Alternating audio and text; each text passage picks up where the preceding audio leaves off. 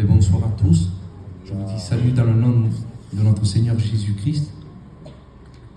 Voilà, pour ma part, je n'ai pas grandi dans un foyer chrétien. Mes parents, c'était plutôt les Saintes Maries de la Mer et Lourdes.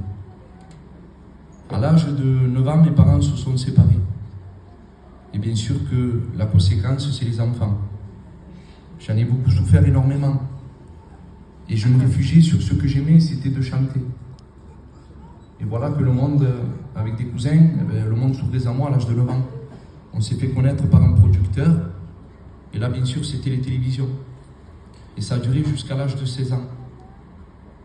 À l'âge de 16 ans, je voulais connaître un peu plus le monde, ce que le monde pouvait m'apporter. Et là, bien sûr, avec le respect que je vous dois, c'était les discothèques.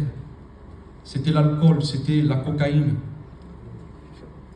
Et tout ce que le monde pouvait m'apporter, je le prenais. Et avec le respect que je vous dois, mes parents se sont séparés. Et j'étais chez moi avec mon père, je vivais que moi et lui. Et on a beaucoup souffert énormément. Et vous savez, avec le respect que je vous dois, je me droguais avec mon père. Et vous savez, même dans les gitans, le péché, quand il rentre dans une maison, il détruit tout. Le diable a voulu détruire moi, il a voulu détruire mon père. Mais vous savez que, ensuite, jusqu'à l'âge de 18 ans, 19 ans, je voulais fonder un foyer. Et là, bien sûr, c'était le chaos, parce que j'étais un garçon qui sortait, qui aimait le monde, qui aimait les sorties, j'aimais la danse. Et voilà que j'étais attiré par ces choses-là, mais dans mon foyer, c'était le chaos. Et elle n'avait rien de droit de dire, parce que je la frappais, j'étais très méchant. Et elle a beaucoup souffert énormément. Et ce que moi, j'avais vécu à l'âge de 9 ans, ma fille, elle voyait tout. Elle voyait que je frappais sa mère.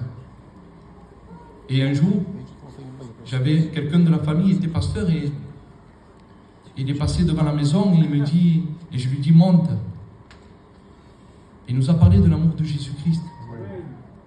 Mais nous sommes allés dans les réunions, mais ce n'est pas pour autant que j'avais donné mon cœur à Dieu. Parce que je pouvais venir dans une réunion, manquer aucune réunion. Mais ce n'est pas pour autant que je l'avais accepté comme maître et sauveur. Parce que j'aimais ce monde. Et toutes les choses de ce monde, j'aimais, j'étais attiré, j'avais des liens, j'aimais fumer, j'aimais toutes choses de ce monde que pouvait m'apporter. Mais ma femme, elle avait rencontré le Seigneur. Et je me suis retrouvé dans des endroits qui n'étaient pas de la gloire de Dieu, dans une discothèque. Et ma femme, elle était à la maison en train d'intercéder pour moi. Et là, je me retrouvais dans la discothèque, je me sentais mal. Je dis, qu'est-ce que je fais? J'entends une voix à l'intérieur de moi qui me dit, tu ne pourras rien faire, ta femme, elle est en train d'intercéder pour toi. Il était 4-5 heures du matin, je dis, je deviens fou. Et je rentre chez moi et je vois ma femme 5 heures du matin réveillée. Et je lui dis, tu ne dors pas? Elle me dit, non, le Saint-Esprit m'a dit qu'il fallait que je prie pour toi. Vous savez, depuis tant d'années que j'ai été dans une réunion, là où je l'ai rencontré, c'est chez moi. J'ai demandé pardon de tous mes péchés. J'étais convaincu de mes péchés. Son sang m'a lavé, m'a purifié de tout péché. J'étais né de nouveau. Il a changé ma vie, je vous l'ai dit, il a transformé ma vie. J'ai essayé par moi-même de me changer. Que ce soit par des patchs, pour la cigarette, pour ces choses-là. Mais rien n'a pu faire. Le seul qui a pu combler ma vie, c'est Jésus-Christ. Il a transformé mon foyer, il a changé ma vie. Le seul, si vous êtes là, il n'y a pas d'hasard. Le mot hasard, c'est voulu de Dieu. Soyez attentifs à la parole de Dieu. Il y aura un mot pour chacun d'entre vous. Que Dieu vous bénisse.